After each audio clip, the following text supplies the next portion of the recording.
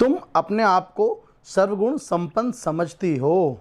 सुबह सुबह उठकर घर के सारे काम निपटाना यह हर गृहिणी की दिनचर्या होती है, चाहे वह हर घर पर रहती हो या कामकाजी हो। अंतरा भी सुबह 7:30 बजे मंदिर की घंटी की आवाज़ से उठती थी।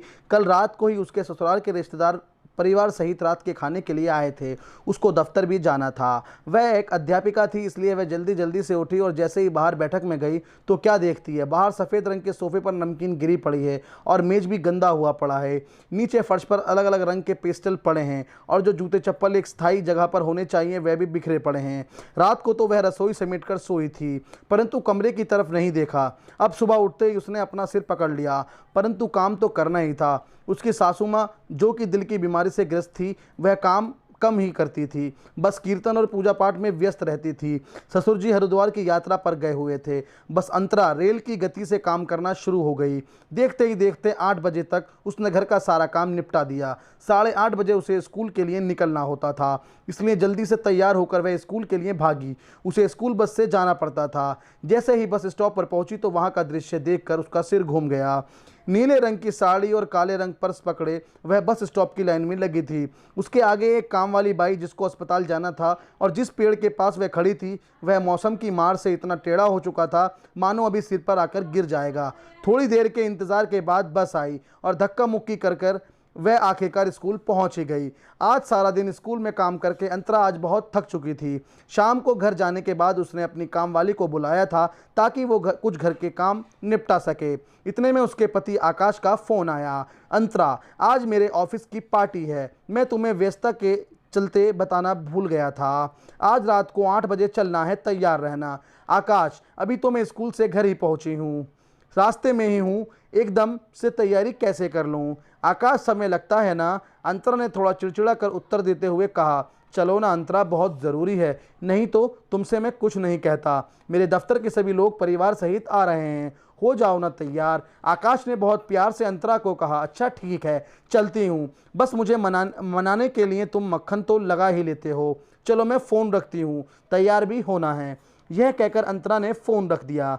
जब घर पहुंची तो काम वाली घर आकर खड़ी थी।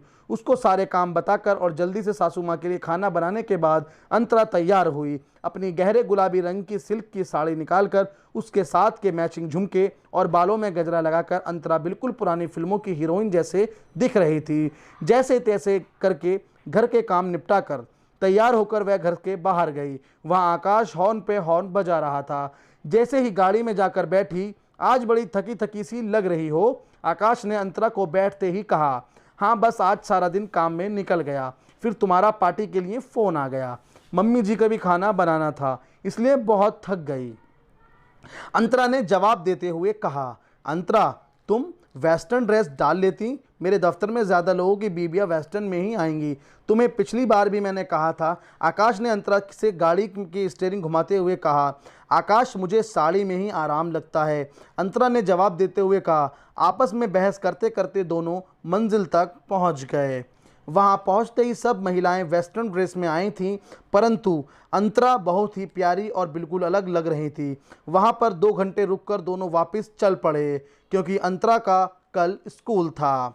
रास्ते में फिर से बहस शुरू हो गई।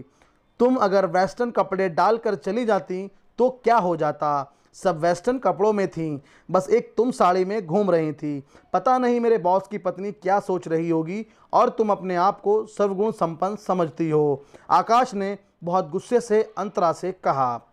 आकाश, मैं जितना मर्जी अच्छा कर लूं, पर घर की मुर्गी दाल बराबर ही होती है। ये कहकर अंतरा का मूड बहुत खराब हो गया।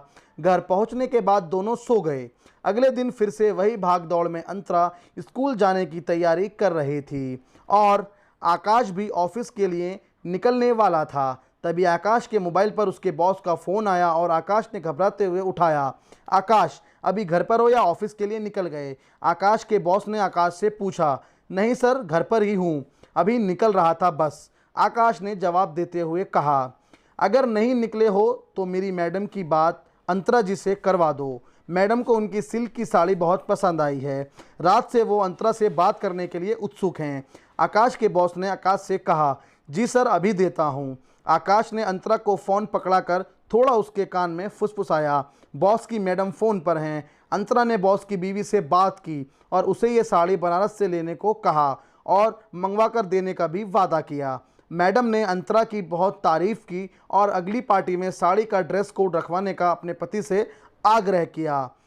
अंतरा को इतनी तारीफ़ मिलती देख आकाश को रात की बात पर बहुत पछतावा हुआ और उसने प्यार से अंतरा से मुआफ़ी मांगी। आज दोनों ही लेट हो रहे थे, इसलिए आकाश ने अंतरा को स्कूल तक छोड़ दिया। अंतरा भी मन ही मन खुश थी, परंतु आकाश के सामने ठीक ठीक मूड होने का नाटक कर रही थी।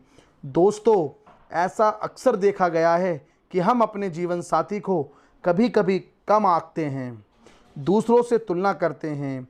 कभी इस कटघरे में पत्नी होती है तो कभी पति। हर एक इंसान अपने आप में कुछ खास है। एक दूसरे का मूल्य समझना ही सुखी परिवार का मंत्र है। आशा करता हूँ आप सबको ये वीडियो बहुत पसंद आई होगी। अगर आपको पसंद आए तो प्लीज़ वीडियो को लाइक करना ना भूलें और अगर आप हमारे चैनल पे नए हैं तो प्लीज़ चैनल को सब्सक्राइब ज़रूर करें। आप हमें सपोर्ट करते रहिए, हम इसी तरह आपको बेहतर से बेहतर कंटेंट ज़रूर प्रोवाइड करेंगे। Thanks for watching our video.